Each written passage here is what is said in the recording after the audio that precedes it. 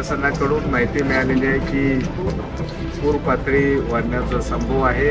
नागरिकांना ज्यांना ज्यांना मदत लागेल अशाने आमच्या या हेल्पलाईनवर त्या ठिकाणी संपर्क साधावा।